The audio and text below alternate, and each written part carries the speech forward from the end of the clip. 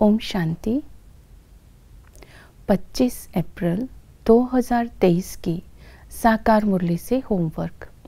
आज की मुरली से हम लक्ष्य लेंगे, पावन बन बाप से विश्व की बादशाही का वर्षा लेना है।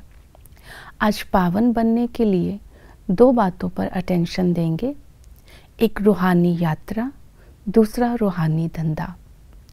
रूहानी यात्रा के लिए आज की मुरली में बाबा ने कहा, ये रूहानी यात्रा बुद्धि योग की यात्रा है, क्योंकि तुम्हारी बुद्धि में इस यात्रा का ज्ञान है।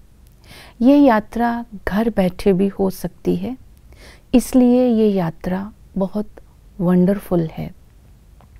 इस रूहानी यात्रा में बाबा ने ये विशेषता बताई कि ये रूहानी यात्रा केवल इस अंतिम जन्म में एक ही बार होती है, जो बाप सिखलाते हैं।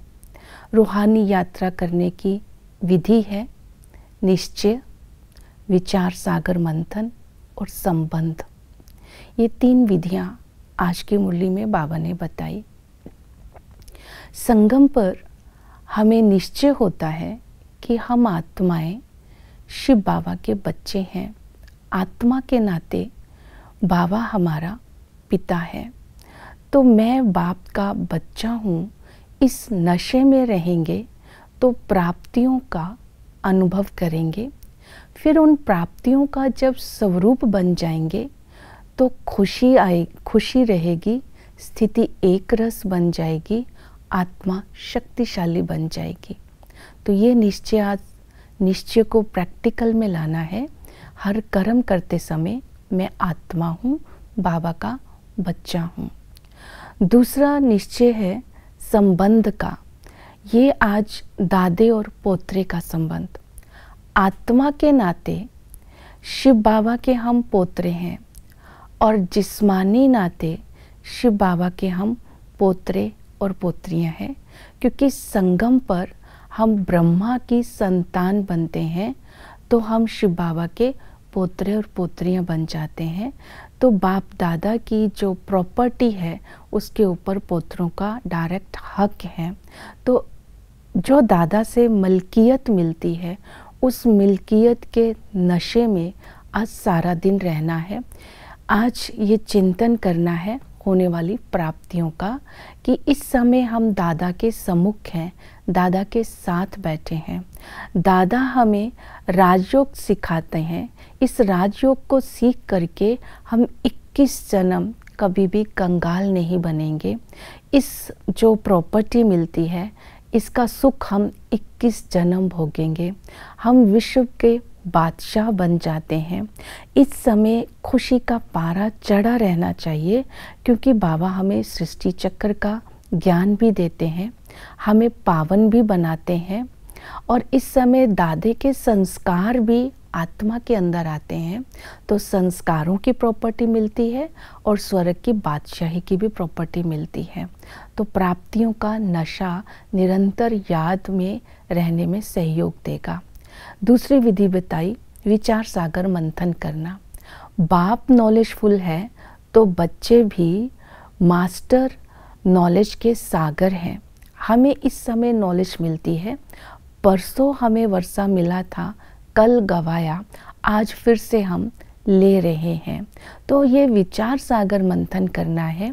बाप बीज है, वो ऊपर है और हम टालियां हैं, हम नीचे हैं। बाप एक रस है, जैसे कि उसका नाम, रूप, देश, काल कभी बदलता नहीं है।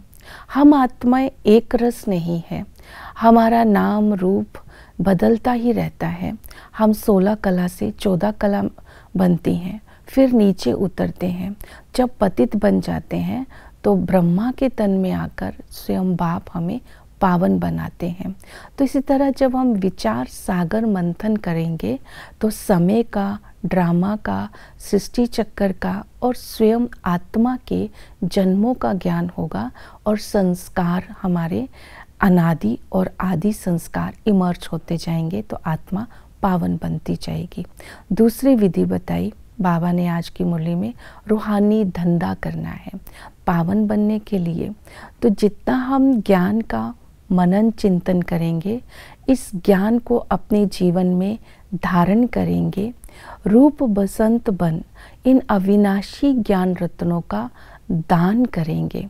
इसके लिए बाबा ने बताया है कि जब अविनाशी ज्ञान रत्नों का दान करना है, उसके लिए स्मृति में रखें कि जैसे बाप शीतलता का सागर है, हम भी बाप समान शीतल हैं।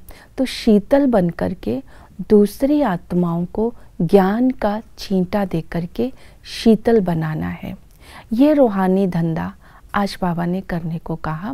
जैसे खाना पकाते हैं, कर्म करते हैं, जो भी हम कर्म करते हैं उसके साथ साथ ये रूहानी धंधा करने का भी समय निकालना है। तो ये रूहानी यात्रा, रूहानी धंधा हमें पावन बनने में सहयोग देगा और जिसके आधार पर हमारी भविष्य की बादशाही हमें प्राप्त होगी। ओम शांति।